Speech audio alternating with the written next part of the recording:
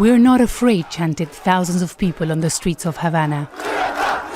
Protests like this one happened across the country, expressing frustration over pandemic restrictions and the worsening economic crisis on the island nation. We are here for the repression because they are killing us with hunger, the houses are falling and we have no homes. They have the money to build hotels while letting us go hungry. Thousands taking the street of Havana. And all right, I'm Ben Burgess. This is Give Them an Argument, joined this time by the entire current crew, which is Cale Brooks, Kelly Carey, and J. Andrew World. And of course, later in the episode, we are going to be joined by Pascal Robert to talk about another country about 60 miles away from that one, Haiti, and both what's going on there right now and the backdrop historically. But what we just watched were a couple of news clips about what's going on right now in Cuba. I just wrote an article about this for Jacobin magazine called "The U.S. Must End Its Brutal Sanctions Against Cuba, Not Intervene There." And the point that I'm making in the article is a really simple one, which is just this. There have been these big protests, certainly big by Cuban standards, in the last couple of days. There's been an element of riots to it, people overturning police cars and looting, some stores. But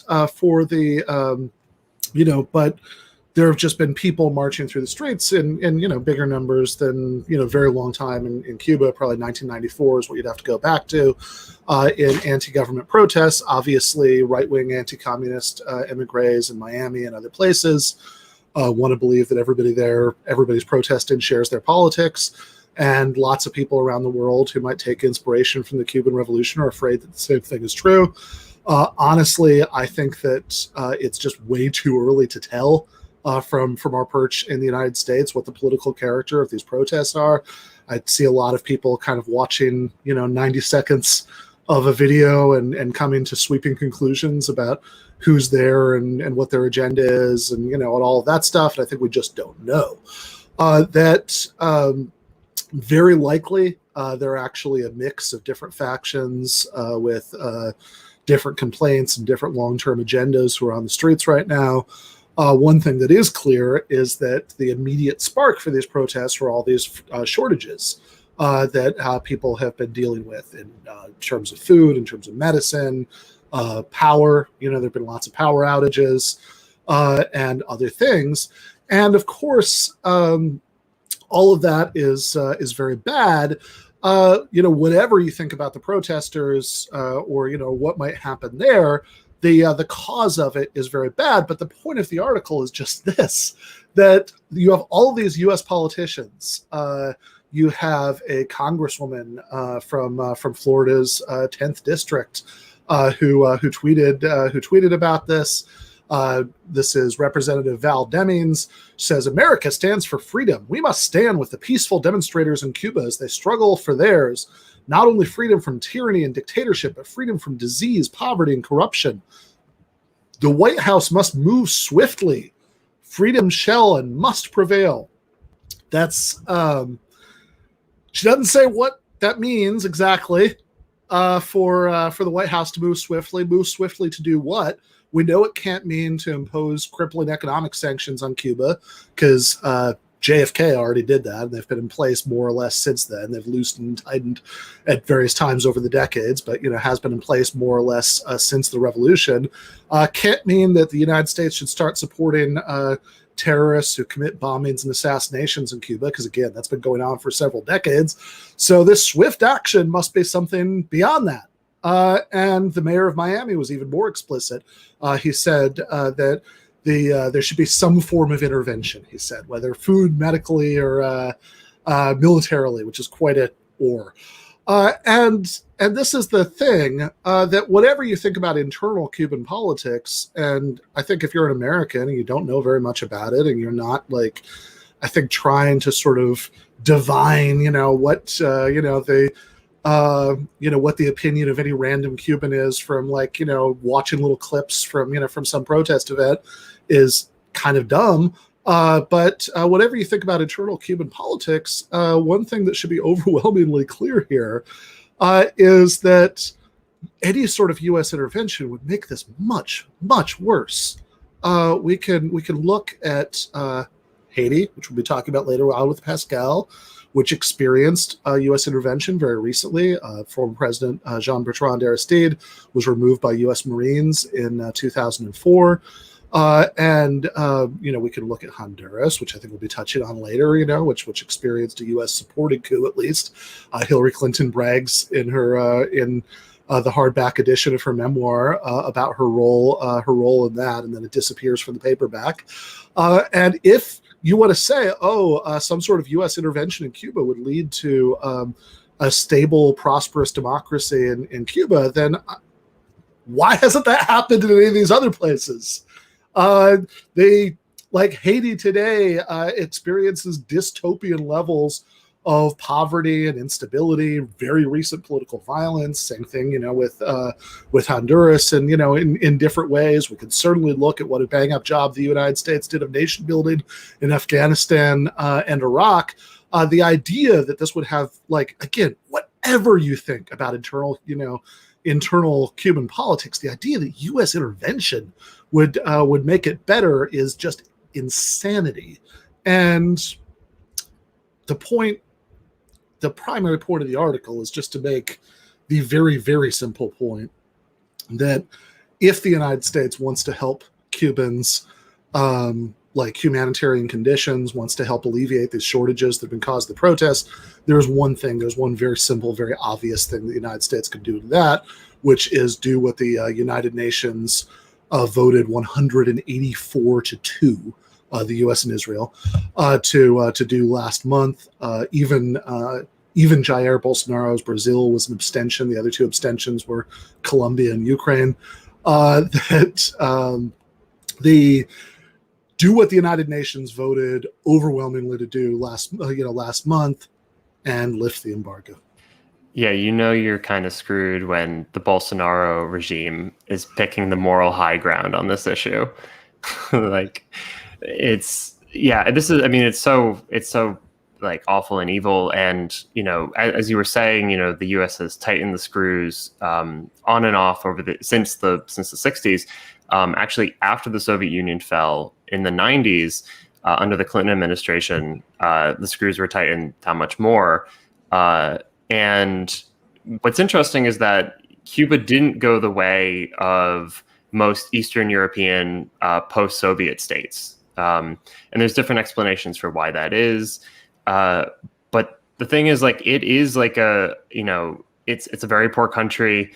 I think COVID has greatly strained its ability to function. But prior to this, it was poor but somewhat stable in the sense that, I have some anecdotal evidence, and I don't want to, say take this with a grain of salt, but when you go to Cuba, there's no one sleeping out on the streets because everyone has housing there. Everyone has access to healthcare.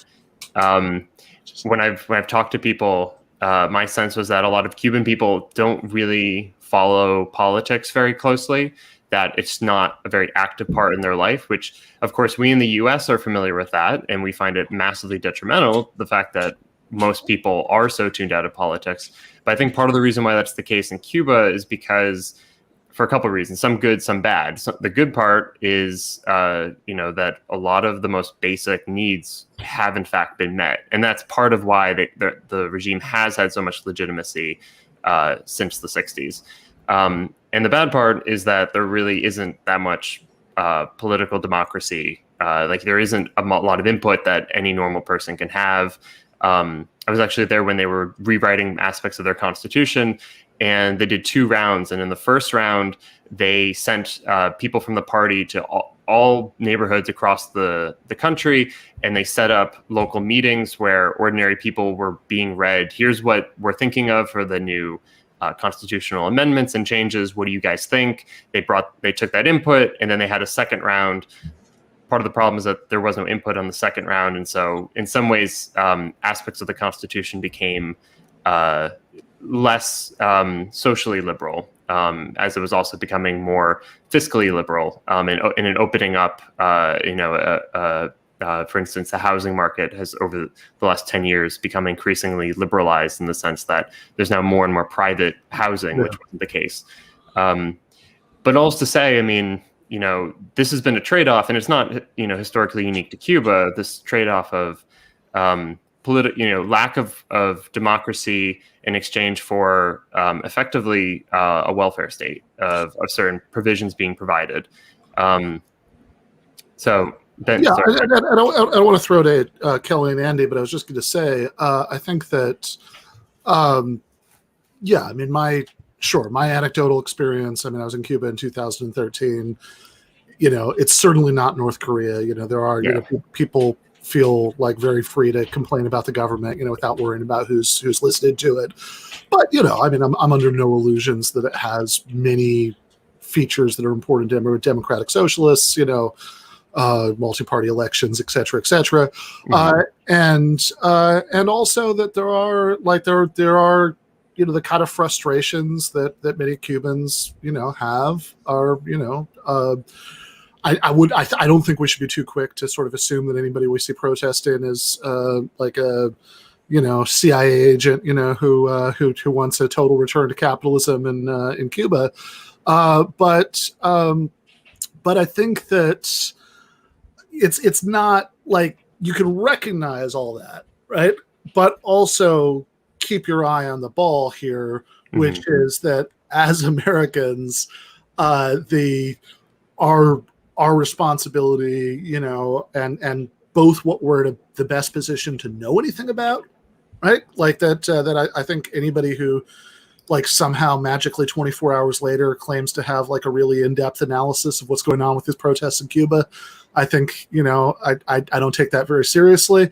But like what we're in a position to know anything about, and what we're also in the best position to affect, is U.S. policy towards Cuba. Right. And whether you think that that's like 5% of what causes Cuba's economic problems or 75%, it's certainly part of what causes it. There's this insane contradiction in the views of your Ted Rubio, Ted Cruz's and Marco Rubio's and Ted Rubio. Ted Marco Rubio. Cruz. Initially I was just merging them into one character, but your Ted Rubio's and and your Val Demians and all these people, which is that on the one hand, their line is always, oh no, the embargo really doesn't have a big effect on the Cuban economy. That's not a big reason for these shortages. We don't. That's just an excuse, that the Cuban government uses. It's really all because of the flaws in Cuba's system. But on the other hand, they'll say, no, it's really important we keep this embargo on until our demands are met. It's like, come on, which is it, right? Like if it doesn't have that much of an effect on the Cuban economy, then why wouldn't then how is it such an important like tool to pressure Cuba to do what the U.S. wants? And if you really believed that it's not that big a contributing factor to this misery, that people are undergoing in Cuba, hey, why wouldn't you want to test that by normalizing trade relations and seeing what happens? So I think that the opinion, like basically if you're an American, like the opinion that's important you have about Cuba is less about internal Cuban politics at this stage, and it's more just about the fact that the U.S. absolutely does not need to intervene more in Cuba. It needs to intervene less. But anyway, right. Sorry guys. What's Kelly, Andy? I mean, the big thing I was just going to point out, one thing we haven't mentioned is I understand Trump also added a bunch more, embargo thingies to it. I read somewhere it was like 200 new restrictions against Cuba. I don't know if that number's true or not. I don't remember where I read that, but the fact is like, Biden was elected to undo what Trump did, and he hasn't undone any of those. So, I don't know what to say about that beyond. No, I mean, it's certainly, like one of the best things that Obama did was start having a diplomatic opening to Cuba and Trump threw it away, and Biden hasn't shown any interest really in going back to that. He's I mean, when his press secretary has been asked about it, like Psaki's response has just been this weird word salad that press secretaries do when they don't want to answer questions. Right. The U.S. has obviously restricted the growth of Cuba. I mean, but I would go on the 75% side that you said. And when has going in with the military ever helped anybody? I mean, I don't need to like look up anything or in order to determine that. It's ridiculous. Like, we just need to lift sanctions and send aid. But it's not like, it doesn't take some sort of like genius. Right. I mean, the whole thing is, it's just, I mean, the U.S. policy kind of in a nutshell is stop hitting yourself with your poverty that we've like largely created. Right. Yeah. I mean, I don't know. The United States just thinks in terms of military, and it's just, we're insane. We don't help anybody. How would sending in the military actually help? I mean, that's crazy. No. Send them aid, which is what they need, and stay out of their politics, obviously. I mean, Haiti, the situation in Haiti is not only limited to, the presidential stuff. I mean, the infrastructure of their government, they don't have any, like, they have the setup for a democracy, and none of the seats are filled in their Congress or in their courts. And I mean, it's just, we need to just stay out of it. We don't create anything for anyone. I mean, maybe, if we left it alone, then people could do things for themselves. But we go in and I don't even know. Try to do what's best for us, and it turns out crazily. Yeah, absolutely. And I mean, to Cale's point about how, like, why Cuba did end up the way that like the Eastern European countries did and like collapse at the end of the Cold War, like one big difference is that the Cuba system wasn't imposed by like invading Soviet troops at the end of World War II. It was brought about as a result of a popular revolution that still has, like, I think everybody would admit, like even people who like really want to believe that like the majority of Cubans, would, whatever, like have, welcome us as liberators or whatever, like even people who are that delusional, I think, would admit that revolution still has like a substantial popular base of support. That, like, I think everybody acknowledges that there's a huge chunk of the population, who still feels very loyal to that political project. And especially because, there was a popular revolution in 1959. And since then, Cuba has been in this like David versus Goliath face-off with the most powerful empire that's ever existed. Mm-hmm. And obviously that's going to make even lots of people who aren't necessarily hardcore ideological communists like feel very like intense and loyal in the way that like people in any nation do when they feel like their back is up against the wall, that they've because of the sanctions, because of the attempted invasion from the United States and the Bay of Pigs, because of all of the the terrorism over the decades, and and everything. And so, I mean, again, certainly my, for whatever very little this is worth, I mean, my anecdotal impression, from visiting there, which is very unsurprising, is that even Cubans who would make complaints about the government, or or didn't seem to be very ideologically disposed towards socialism necessarily, they'd be like, oh, this is a good restaurant, it's private, like even people who'd say things like that did feel very very proud of their country's ability to stand up to the United States. Mm-hmm. And so given that, I mean, my God, right? I mean, if the I mean, not that I think it's probably going to happen, but I mean, like, it's worth talking about because you have members of Congress, who are saying things like this. The White House must act swiftly to ensure freedom in Cuba. The mayor of Miami said there has to be intervention in some form, and one of the forms he mentioned was militarily. If this happened, I mean, it wouldn't just be that the kind of like regime the United States would likely impose would be like what it's imposed in other Latin American countries, which is not democratic or stable or certainly not egalitarian, isn't any of those things.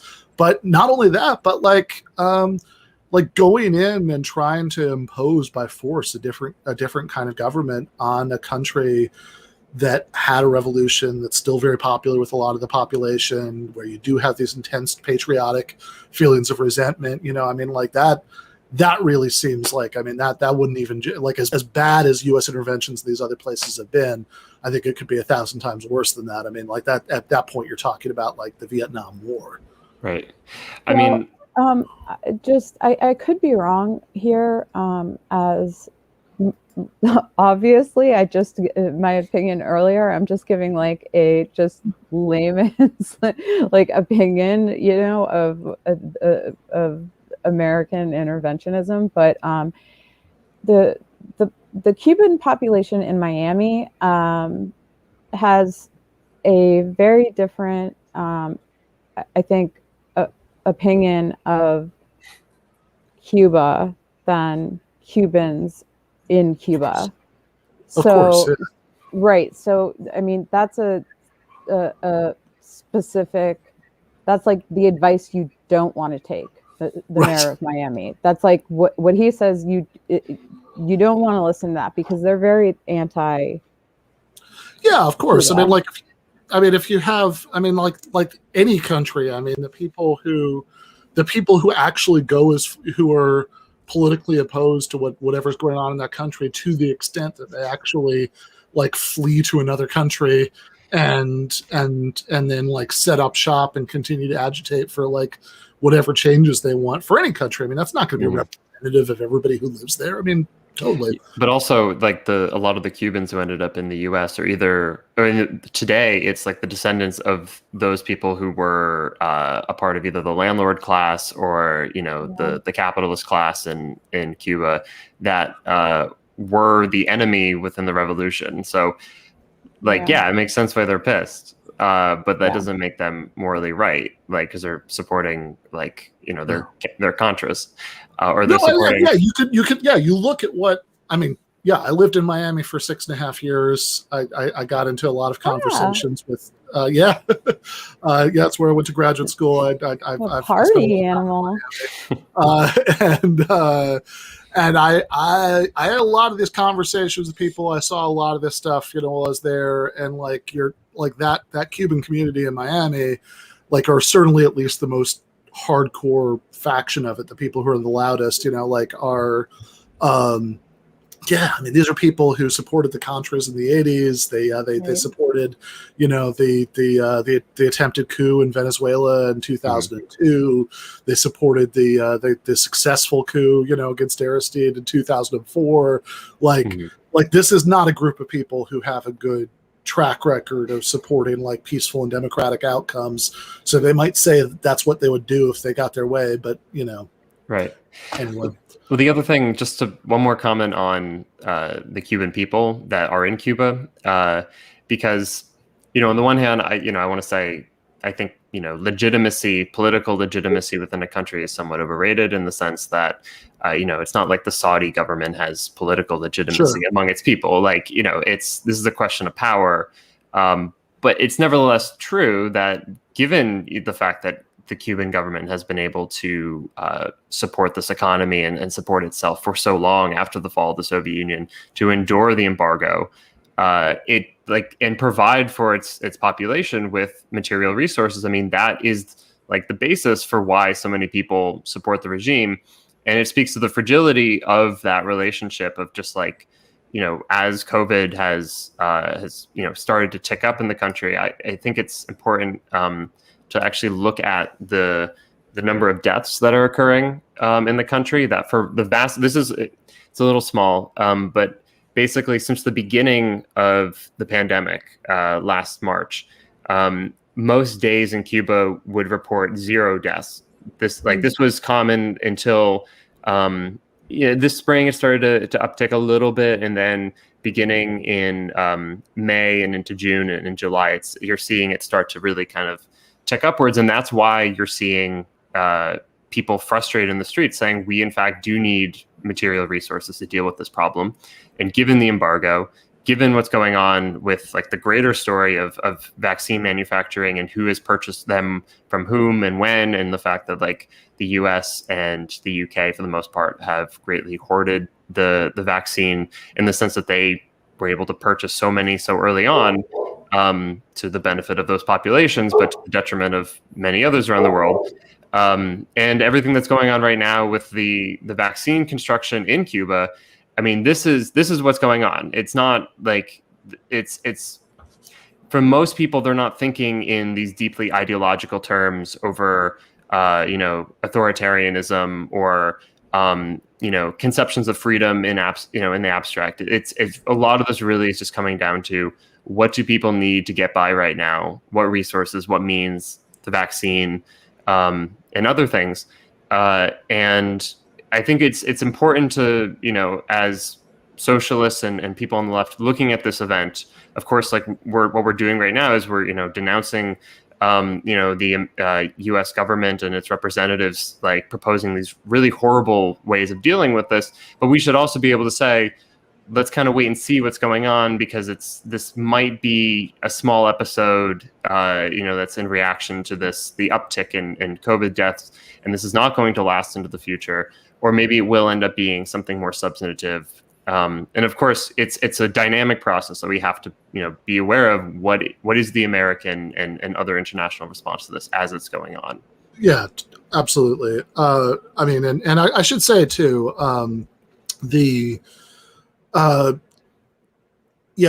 COVID deaths have gone up since the spring because they finally got desperate and reopened the country to tourism, which right. had been shut down for most of the pandemic, but which was a huge sacrifice because that's so much of the Cuban economy relies on that. But up until then, yeah, I mean, the deaths were the dark little game I always used to play, was I'd check the total COVID deaths in the entire island of Cuba, every once in a while, and I compare them to the total COVID deaths in the county I'm from in Michigan, and it was running even, or Ingham County was winning, for a lot of that time. I mean, despite obviously having a tiny fraction of the population of the entire nation of Cuba, right? So that they had done a really good job in dealing with the virus, but then that started to slip when they did have to reopen, the island to tourism. I should also say, so we got to play the preview for Thursday, and then we need to bring Pascal on, but also I should say two things. So if you remember back, if you remember 2020, I know it's hard. This is like talking about something that happened during the Ford administration, but before the pandemic, when just before the Nevada caucus, there was this big attempt. I remember I was actually in Nevada to campaign for Bernie when all the stuff broke. There was this big attempt to make it a big issue in the campaign that Bernie had said some, I thought, straightforwardly correct things about Cuba, that he criticized some aspects of its political system and whatever. It wasn't uncritical, but he said, hey, they clearly have accomplished these impressive things with healthcare and literacy and all that. What are we supposed to pretend that this is just a purely evil country that has no positive aspects? I wrote an article about it for Jacobin at the time. Bernie Sanders was right about Cuba. You can check that out. And I was remembering that again today, because just as after the the new article had gone up, and just after actually I'd finished recording this month's Sopranos recap bonus episode with Nando Vila and Wosny Lambre and Mike Racine, I saw Nando actually texted me this, that Johnny Sack weighed in on all of this. We're all waiting for Vincent Curatola's opinion about this stuff, and he's quote tweeting somebody who tweeted yesterday, "Socialist Democrat Bernie Sanders is silent over Cuba protest, not shocked," and you can see his little image there, looks just like him playing Johnny Sack on the show. Says Bernie is a communist douchebag. So what I like about this is that is that I like to imagine that Johnny Sack, the actual character, who's a sociopath and an idiot on The Sopranos, is the one who's tweeting about how angry he is that Bernie Sanders isn't like calling for the U.S. to liberate Cuba or whatever. Bernie Sanders is double crossing the party, the family. he should be loyal to his capo. And that's really the critique here. Is just that Bernie's going against the Communist Party, and the legacy of Jose Marti. Okay, there you go. I like it. All right, we should do the Levitz preview. Thank you so much, guys. Thank you. Thank you. All right, so we are about to watch. This is going to drop for patrons on Thursday. We're just going to watch a short clip of it, then bring Pascal on. It's my conversation with Eric Levitz from New York Magazine Intelligencer about his article about how the left should talk and think about rising homicide rates. In the context of debates about police killing, it is very often the case that the right wing will invoke, quote unquote, black on black crime, as a rhetoric to simultaneously derail the conversation about police reform, and also, either implicitly or explicitly say that, look, the cops got to break a few eggs, in order to keep these people safe when they're, whatever. I mean, there is a very racist version of this argument that is very prominent, right? And so it is obviously, in my view, wrong for people to try to preempt or say that we can't talk about police violence because of this other issue. At the same time, when we're in a context where, we're not deflecting from a conversation about police violence, at least not directly, that's not the main thing that's happening right now, then, there is this instinct where, to bring this argument up anyway and sort of treat any sort of invocation of it as an attempt to pin, this on, blaming the victims of, over policing, abusive policing, et cetera. And then there's also just this, element of, as you were saying, I 100% agree, any individual homicide, if it's committed by a police officer, that's obviously inherently more political, inherently a bigger subject of civic concern, especially if it goes unpunished, because now we're threatening the most basic rights that citizens can have against the state, than any individual criminal killing. At the same time, when there is a very large disproportion between the number of each, and we're just not deflecting from the former, but just trying to have a conversation about the latter, I think that at that point, downplaying the other kind of violence on the grounds that, the first kind is the only one sort of that concerns the state is actually a libertarian argument, I think, not a progressive one, as far as the state is only implicated in violence when direct agents of it commit the violence, right? That the state is not implicated in violence when it concentrates the descendants of slaves in disinvested neighborhoods of deindustrializing cities, denies them job opportunities, cuts social support, and refuses to regulate the gun trade. The state is very implicated. The government is implicated in these personal acts of violence because state policy structures our whole social environment. I think that's the left argument. All right. I should check out Eric's article, as well as, of course, my conversation with him about it, dropping for patrons on Thursday. Remember to get that whole episode, every other Thursday patron episode, as well as the post games on Monday nights, as well as the access to the Discord, Discord office hours, group voice chats, Discord movie nights, early access to the Sopranos recap bonus episodes. Go to patreon.com/Ben Burgess. I think it was a really good conversation with Eric. And again, his article is really worth reading. Basically, he makes a really tight case that it is a huge mistake, the way that a lot of leftists, certainly you see on left social media, try to respond to news stories about, the uptick in the homicide rate by kind of poo-pooing it, or saying it's like media sensationalism, or saying, well, look, it's still lower than it was in the 90s, which is obviously not how we would react, not how we reacted last year to an uptick in the number of uninsured people. We don't say, well, there are a lot less uninsured people than there are in the 90s, although that would be true. We say this is a major social problem, and here's how our program can address it. And similarly for the homicide rate, that there are lots of redistributive economic things the left wants to do that absolutely there's good statistical evidence, would lower the rate of violent crime. And that's the argument that we need to be making. Meanwhile, we're about to bring on one of all-time favorite guests, Pascal Robert, but to talk about what's going on in Haiti. Kale, do we have the clip about the assassination? The attackers, seen here approaching the president's residence in trucks, apparently pretended to be agents of the U.S. Drug Enforcement Administration in order to get past security guards.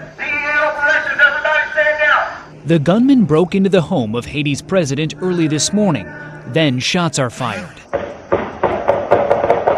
They assassinated the 53-year-old Haitian leader, Jovenel Moïse, and also shot his wife, Martine. She survived and was brought to a Miami hospital for treatment. Vehicles and walls outside the compound were riddled with bullets. Haiti's interim prime minister, Claude Joseph, called the attack a coup and said the gunmen were speaking English and Spanish. He claims the country's security is now under control. All right, now joined by Pascal Robert from the This Is Revolution podcast. How are you doing tonight, Pascal? Pretty good. How are you, Ben? I'm well.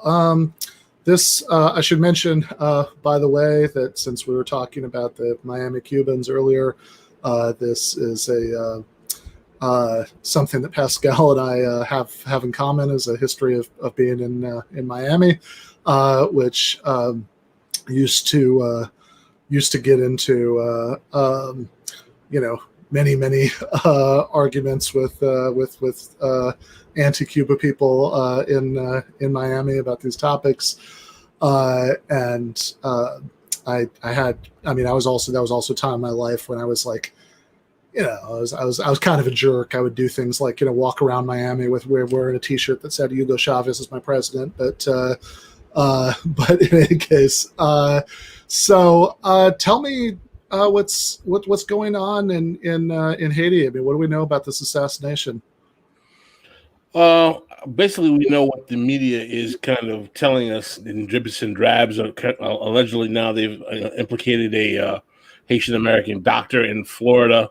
Even the initial story of the 26, Venezuelan and 2 Haitian men that have been detected as possibly the assailants. Now, according to what's being said by Haitian media, there are questions as to whether or not they are the actual assailants, because now we're hearing that there might have been internal security apparatuses that may have done. I mean, I'll be very frank with you.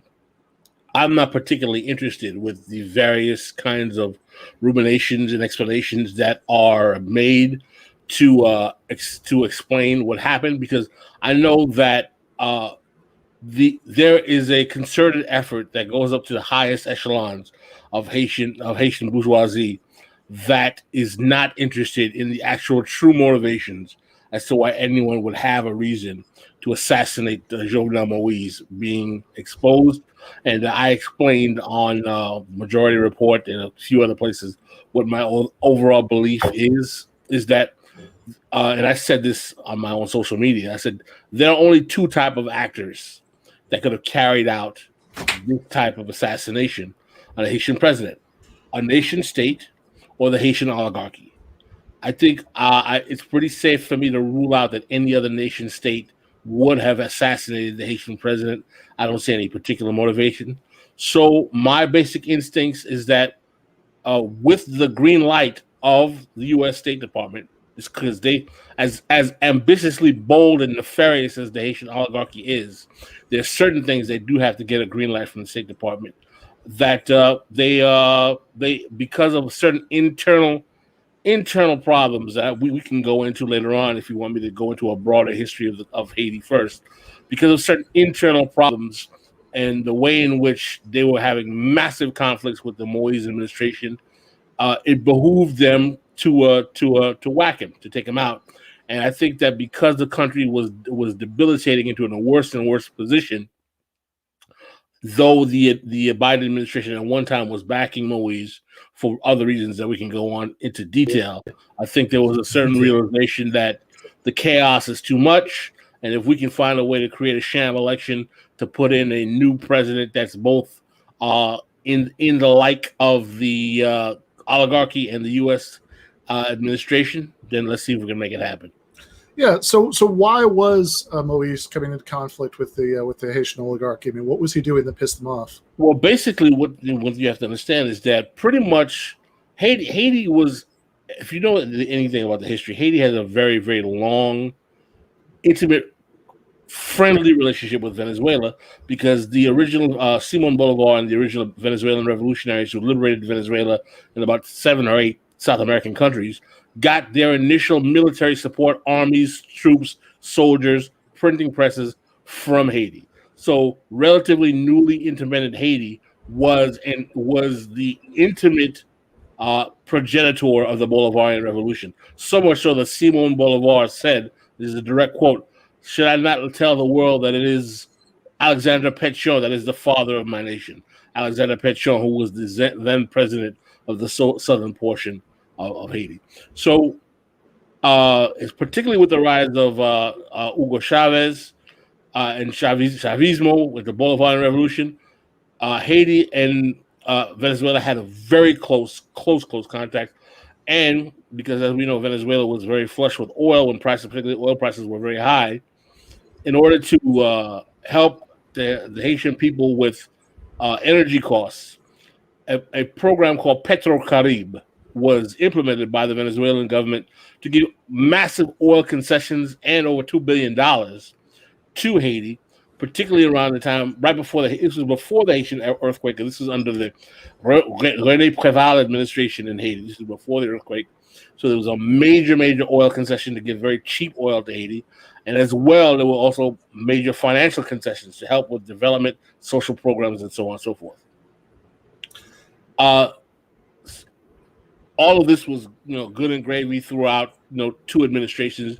Jovenel Moïse decides to publicly do something it's almost blasphemous in the consciousness of Haitian people. He stabs Maduro and Venezuela in the back and tells the Trump administration that he'll recognize Juan Guaido, and he basically turns his back on Venezuela, and he basically becomes Trump's boy. He's Trump's man in the seat, because Jovenel Moïse takes office very proximate to the beginning of the Trump administration. As a matter of fact, he takes office like January of 2017, which is around the same time as Trump.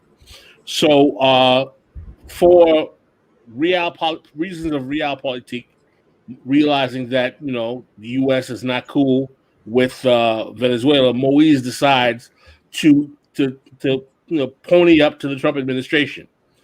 The consequences of this actually blow up in his face because of the United States' petro diplomacy of sabotaging Venezuela by requesting Saudi Arabia to overflow in their production, causing a crash in prices that affected not only Venezuela, but also the Soviet Union adversely. This was a strategic move that started under the Obama administration to basically neutralize the pink tide in South America and also kind of neutralize the Russians, because we all know these are oil exporting countries, right? So part of the consequence of that is that the oil concessions became unavailable to Haiti anymore. Mm-hmm. As a result, Haiti now has to deal with the IMF and the World Bank on fuel costs, and the IMF and the World Bank tell Moïse, you got to double oil prices, which he does, and forces the country into massive austerity. The consequence of forcing that country into austerity is that he has to work out public-private partnerships even more egregiously with the oligarchs on their terms that are really going to gouge the country, because he can't even collect real taxes from them, and he has no revenue. The country's broke. He's in austerity. Everyone's pissed off, and from that point on, his administration is a basket case, which is what leads to eventually the parliament is kicked out of office. He's ruling by decree. People, we have gangs in the country are killing people back and forth. We have, and as a result, also the oligarchs, by the prior administration, the interim president before Moïse, a man named Justin Privé, gave them 4 25-year contracts that would have given them, sweet deal is not the word. They were extortion. We're talking about contracts to control the ports, which means trade, oil production, concrete and road development, and electricity. 25-year contracts, complete monopoly to oligarchy families, and we're talking about between maybe 6 and 10 different families here. Okay, terms to the point where you're paying twice as much to have oligarchs provide electricity for a country, when literally it'd be cheaper for you to rebuild the state electrical infrastructure from scratch. But because the oligarchs have so much power, and by the way, the oligarchs in Haiti are consistently in the pocket of the State Department or working in cahoots with the State Department, because they have so much power, you're being forced to deal with these actors. One thing we have to remember is that this is proximate to the Haiti earthquake.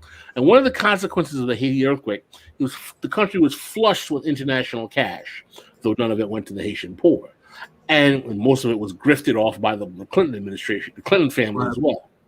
But it did something in the mind of the political party that Jovenel Moïse comes from. He comes from a party called PHTK, or in French, called PHTK, or the Tête Calais party, the bald head party. It's called the bald head party because the prior president, Michel Martelly, literally was bald headed. All right, how deep in terms of meaning. But the larger point is that because they started seeing all of this international money to fund development deals, it gave them the taste of the realization that they could find foreign actors to do development in the country and not be dependent on the oligarchs and get much cheaper prices. So it planted a seed in the mind of the PHTK party that if we can find a way to get all these international countries that are here to keep in touch with us, we might be able to squeeze the oligarchs out and get foreign international actors. Even though, but from our perspective as leftists, it still would have been international neoliberalization. But the relationship with the oligarchies was so bad, even international neoliberal development would have been a cheaper deal than what he was getting from the oligarchs. So you follow me this far. So what ends up happening is that the condition in the austerity gets so bad that Jovenel Moïse trashes those 4 contracts and says, and he makes public statements, I'm going to work with people who are not going to exploit the country to get these things done. One of the last places that Jovenel Moïse traveled to, which was last month in June, was Turkey. He had memorandums of understanding with Turkey to do development deals that would have completely replaced the oligarchs. And I think that visit, as well as the overall posture of his administration, came to a point where the oligarchs were like, that's it, he's got to go. Yeah. So you said that when we're talking about these oligarchs that have, that got these insane like 25-year contracts, we were talking about like 6 to 10 families, and you also mentioned the Clinton. The Clintons' role in Haiti, post earthquake, and we could go back further than that, or in the other direction. But I think, one way to maybe give people some sense of how dystopian the levels of economic inequality we're talking about here is that I remember something that came out in the WikiLeaks cable, the release of State Department cables several years ago.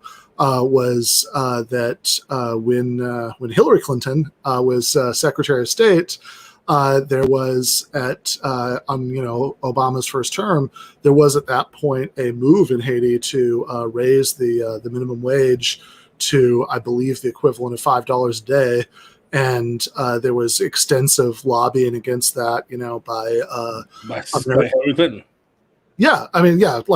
Hillary Clinton's State Department joined with several other groups in lobbying them, not to do that, right? Like that was too much, that having that $5 a day, would be too much. That would be too bad for Haynes and Levy and other American companies that subcontracted to Haitian sweatshops. That's correct. That's just, that's like a tip of the iceberg of the egregious historical relationship that the Clintons have with Haiti. I don't even think we have to. It's too long and torturous a tale.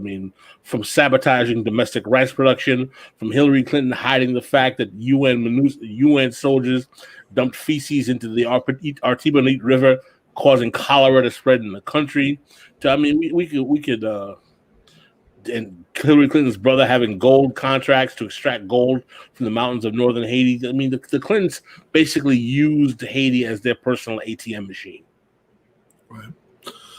So, and I want to also to give a little bit of context. A little bit later on, I want to go back to much earlier history, but just for kind of immediate context for some of this, want to at least talk a little bit about the history of like the last 30 years, because during that time, when Bill Clinton was president, there was a U.S.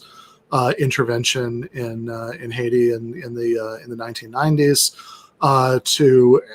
which at that point brought Jean-Bertrand Aristide back to power after he was deposed in a previous coup. But then in 2004, Aristide was removed again, this time literally by U.S. Marines.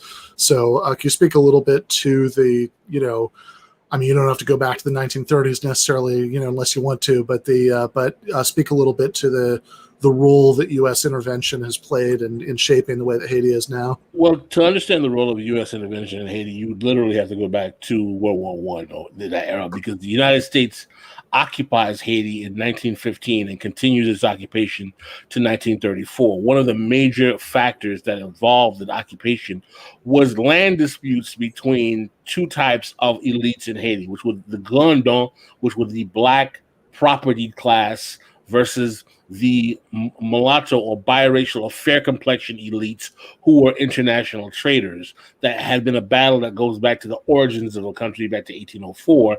And the fact that Germany had a major role in development deals in Haiti in the late 19th and early 20th century. And because of America's Panama Canal expansion, the U.S. was very, very concerned about the capacity of the Germans getting a foothold in economic development in that part of the global South under, the auspices of, the Roosevelt corollary of the Monroe Doctrine and all of that as well. So also the United States took that opportunity to extract the gold reserves from Haiti and to basically become the overseer of the over 100-year reconstitution payment that Haiti had to pay to France for its own independence that lasted from 1823 all the way to 1947, which is literally like 5 years or so after my father was born. So that's how egregious it was that Haitians even had to pay that. But that's another story we can get to. Yeah, I mean, that is worth maybe underlining though, because just in case like it went by quickly, that that Haiti, after having fought, talk about this later, a successful revolution to end slavery and to ultimately kick out the French or resist, the French attempt to reassert control under Napoleon, that after having done that, for the because of their achievement of their freedom in this revolution, they were then required to compensate France for the lost human property, essentially up until 1947. That's correct. And this was largely done because you have to understand something. When the United States won its Revolutionary War, the U.S. was getting lines of credit from the Dutch, trading concessions from foreign actors, and it was basically set up well to succeed as a country. Haiti, maybe it had to do with the shade of color of the revolutionaries, who knows? But Haiti gets its independence and it gets embargoed by all of the foreign actors around it because it's a country found independent. Who gets its independence? Fought by former slaves, and everyone else around it owns slaves, and it basically is only able to trade by black market, which is not enough. So the need to get recognized by its former colony becomes pretty much necessary for it to even kind of like level above water. Yeah, and the right. I mean, the United States certainly, even though as anybody who watched you on the Majority Report last week, knows, and maybe we can get into some of that history a little bit later. The Haitian Revolution, ended up playing a role in helping the United States to be able to maintain its independence, but territories, right? A series of but there were. At the time, the reaction, from the U.S. was, I mean, obviously, the United States at that point, slavery, was a major part of the economy, and the fear of a positive example of showing that slaves could successfully revolt, was enough. To make the United States extremely hostile, to newly independent Haiti. And not only that, Haiti offered any black slave who had escaped from any plantation that arrived on its shores to be made free. They offered free citizenship to any slaves. And at one time, Jean-Jacques Dessalines offered to actually buy slaves from the United States to import to Haiti and have them free too. So Haiti became a country that pretty much was an existential threat to the majority of the major international powers around it, because the people who were the capital became free and created their own country. Yeah, so I do want to go into the 20th century part of the story. So you said that that almost 20-year long American occupation of Haiti started in 1915. So yes. So what happened? What was what led to the United States occupying Haiti in 1915? It was an assassination of a Haitian president, almost under similar terms as the one we have now. I mean, a man named Villebron Sam, who was killed basically because that factional warring of those two factions of elites that I was talking about that plagued the country basically leads to his assassination. The United States uses that as a pretext to jump in, when in reality the ultimate motivation is because they want to neutralize the Germans, who are strong. Germans owned 60% of the businesses in Haiti at the time. The United States wants to neutralize the Germans because they're afraid of the Germans developing influence in the region and the sphere because of the Panama Canal, as well as the United States wants to use that as a means to basically have Citibank siphon off Haiti's gold reserves and become the administrator of the payments that Haiti had to remain to go to pay to France for that debt for their independent freedom that goes until 1947. So once the United States occupation was brutal, they tried to reinstate almost kind of an indentured servitude system that was almost like quasi-slavery. The Haitians did rebel. We had a whole rebellion called the Cacos Rebellion, where there were Haitians in the mountains who were fighting the United States soldiers. One of the major heroes of that folk was a man named Charlemagne Perrault, who, when the United States found him, they literally nailed him to a wooden placard and had his body hang out in public, and sent pictures of it to what was in the State Department at that time. And you see the images of Charlemagne Perrault. You can look them up. It looks like they were crucifying the man. So the administration of the U.S. Occupation was brutal. It was profoundly racist, and it really altered the whole makeup of the country at that time. But basically, from that point on, the United States leaves in 1934. Haiti has never had sovereignty in its own political administration from that time. Any Haitian president who deviated from the standard status quo agenda of the U.S., like Duvalier estimé in 1950, got a coup d'etat because the United States thought he might be a socialist, only because why? He wanted to do some increase to the minimum wage. Or Aristide, who they thought was too far left. Why? Because he wanted to increase the minimum wage. And, the Bush administration okayed a coup internally in the country. That was a CIA-sponsored coup in 91. Clinton allows Aristide to come back. Papa Doc was a puppet. Why? From the Papa Doc regime from 1957 to 1986, because he was a staunch, hardcore anti-communist, and because this is a time of Fidel Castro, we allowed that Haiti. The last thing they want is to have Haiti have any kind of Marxian or communist leading, because you don't want those guys to get any idea of having revolutionary potential, because they can viewed to be too dangerous. So Papa Doc, because he's a hardcore anti-communist, works great for the United States. So his merciless, dictatorial, murderous regime is allowed to continue from 1957. He dies in 1970. His son takes over, and his son rules until 1986. Baby Doc, 1986. And Baby Doc, they're kicked out basically because the relationship between the United States and the Soviet Union is falling. The Soviet Union is falling apart. It's not really considered as much of a global threat because, as we know, that's like the last legs of Soviet communism. So we don't need the Duvalier regime anymore. That they can bail out. The next administration that takes over in the 1990 election that wins becomes Aristide. I told you he was too left for American tastes. America, through its intelligence apparatus, allows the Haitian military to hit him with a coup d'etat. They hit him with a coup d'etat while he's out of the country. The U.S.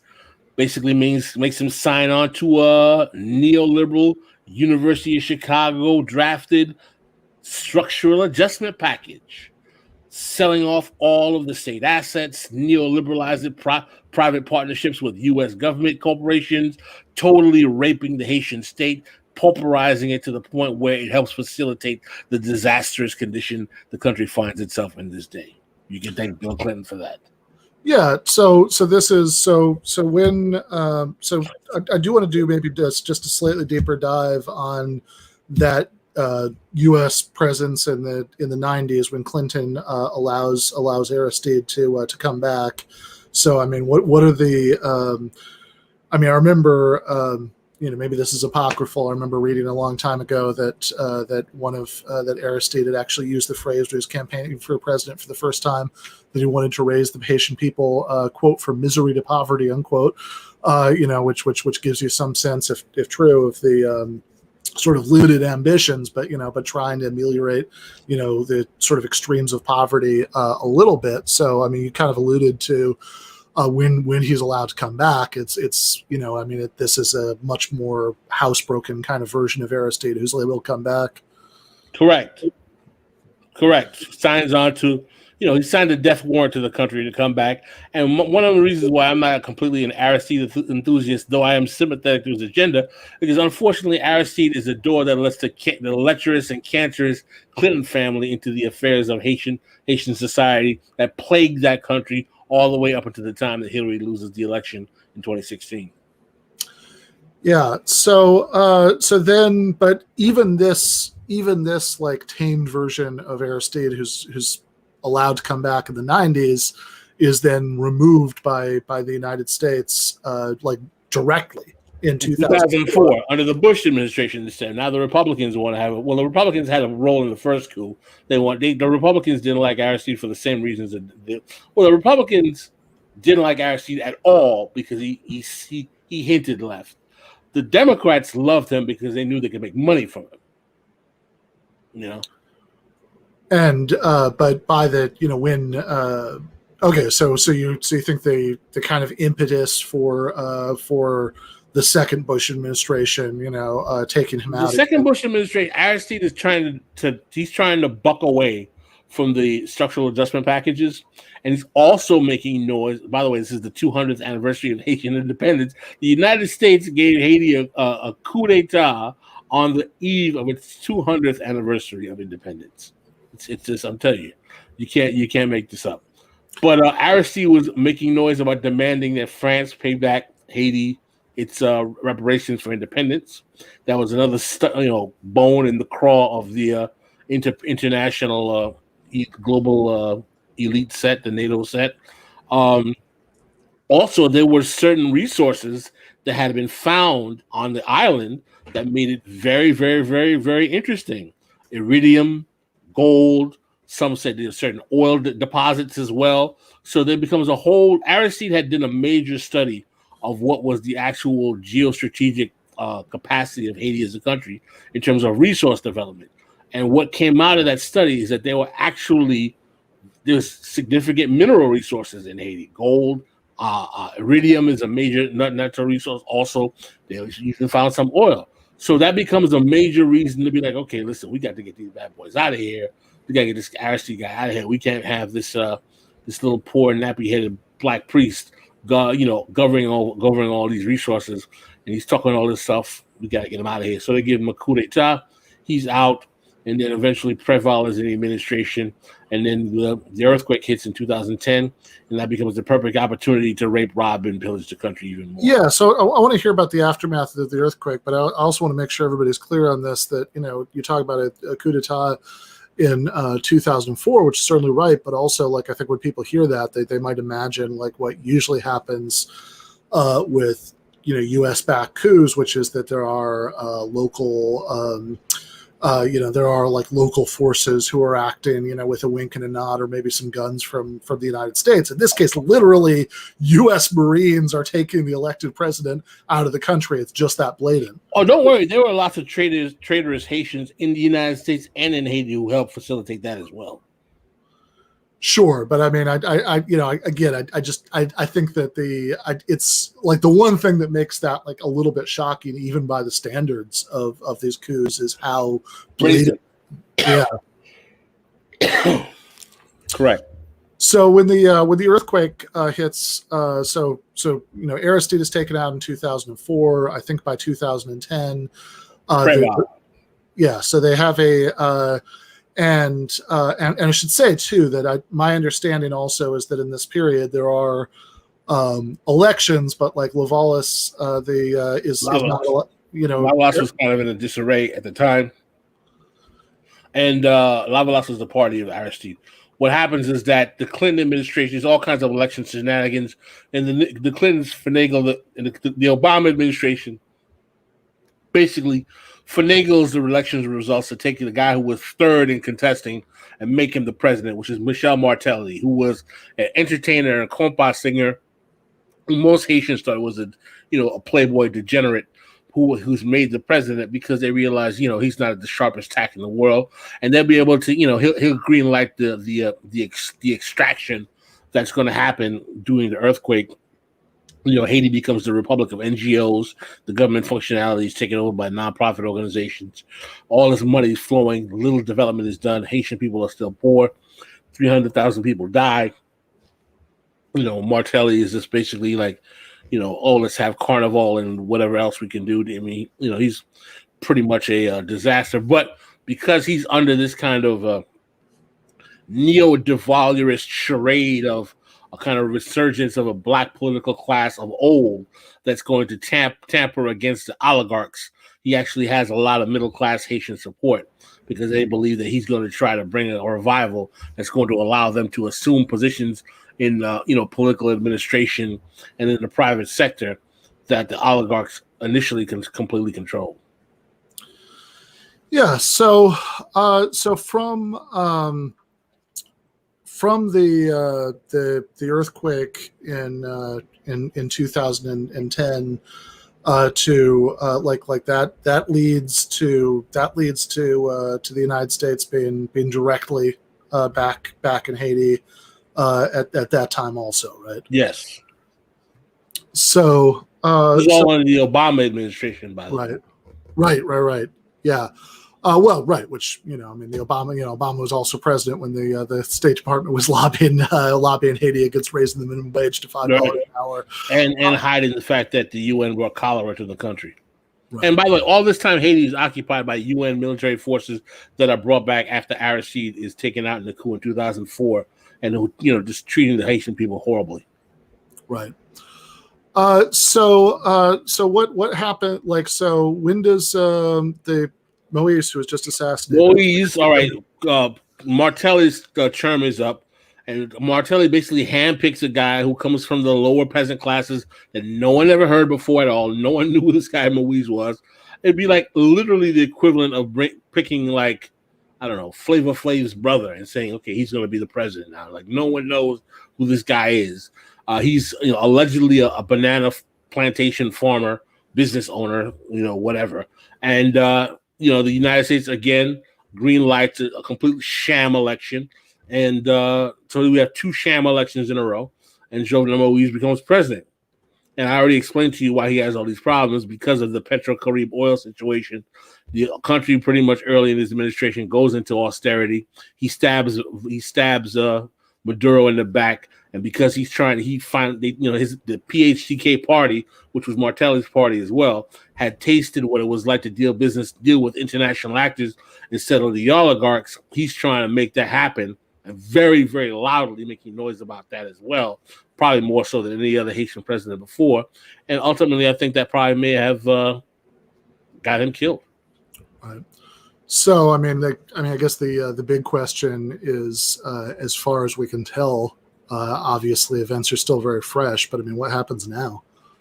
Well, what happens now is that the international Haiti has to decide how they're going to go along with the next election, if and when they're going to have it. The United States is probably going to have to find a way to see who's they're going to deal with as a good faith actor. The civil society in Haiti is shot. The parliament is out of office, so it's kind of chaotic. The Constitution is in flux in terms of its utility. It's a mess. But ultimately, I predict that the U.S. is going to try to create a sham election situation and have a puppet put in office so they can continue with the status quo of the oligarchs at the behest of the U.S. State Department running the show. Do you think there are... Well, actually, let me ask this differently.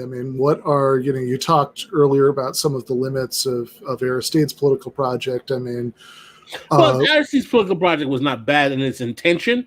Mm-hmm. But the introduction, the signing on to the adjustment program, I can't forgive Aristide for that. He should have just said, I won't go back.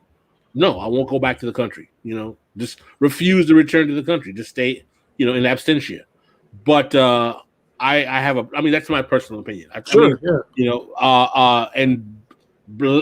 giving the door to the presence of the Clintons in the affairs of the country just ended up proving to be a nightmare. Right. So, as far as a better kind of left, like prospects for... Civil society is shot. There are no... Listen, Daoud Andre, who is a very respected Haitian activist, who I respect a great deal, kind of a radical chap, but very smart guy, told me point blank, and I'm quoting him, Haitian Revolution 2.0 is the only thing that can save this country. All right. And what do you think the chances of that are? The U.S. is not going to let that happen. That's up to the Haitian people, quite frankly, if they're going to make it happen. Yeah. I think that we can certainly see the reaction. This kind of brings us back to where we started the episode talking about Cuba.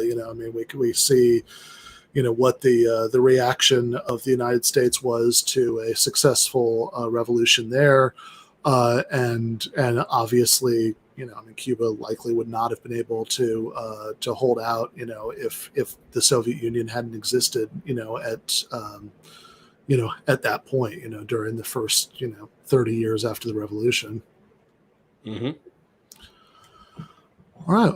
Well, thank you, Pascal. This was really good. This is really comprehensive. So I think we are actually going to go a little bit early to the post game, where if you can stick around for just a little bit longer, I would like to hear a little bit. I kind of try to focus this on the modern history and trying to give people some kind of context for what's going on right now. But I do want to talk about the one piece that we haven't really talked about, which is the revolution and the beginning of modern Haiti. So we will do that in the post game for patrons. They should already have the link for that. So I will see you in just a couple minutes for that. Thank you again, Pascal. No problem. All right, that was Pascal Robert from This Is Revolution. We are going to be talking to him again in just a minute for the post game. Before we do that, I just want to plug a couple things coming up. So one of those is that on Wednesday, our good friend and comrade Bhaskar Sankara is going to be back on the show, along with Everett Rummage, who is the host of the Age of Napoleon podcast. It's one of my favorite history podcasts, and so they're going to be on the channel for a Bastille Day stream for July 14th in just a couple days. And Philosophy Friday is going to be back on Friday. We're going to do a thing about humor, and on Sunday, for the Sunday night debate breakdown, we're going to finish the Zizek Khanun debate with Conrad Hamilton and Matt McManus. And then on Monday, there's a little bit of mix-up about the scheduling, my fault. But on Monday, Richard Wolff is going to be on, and since that's going to be a day since the anniversary of Michael's passing, we're also going to do a kind of tribute there. So lots of good stuff coming up. Look at what Ben does for you people. He just, his entire life is for you people. You should be giving him money if you can. Join the Patreon. If I can make a couple plugs as well. Please. That if you can't get enough Zizek in your life, Slavoj Zizek is going to be on Jacobin Show this Wednesday prior to Ben's conversation with Bhaskar and the Napoleon. What's his name again? The Napoleon podcast host. Thank you. Yeah. Prior to that, Zizek is going to be joining Jen Pan and Paul Prescott. It's live, but the actual interview is pre-recorded because of the time difference, and we just did that today, and you will not be upset. It's really good. And then on this Saturday, we through Jacobin weekends, we are also we have our typical weekend show, which is Saturdays at 1 p.m. And we have a big show lined up for that. And part of that is also a remembrance of Michael Brooks. And Ben's actually going to be joining us for part of that show. So Jacobin, it's happening. Please watch. That's the other thing I do. I'm not doing this. So appreciate you guys. And thanks, Ben. All right. Thanks, Cale. So good stuff coming up. Check out all of that. Left is best. Left is best. Good night.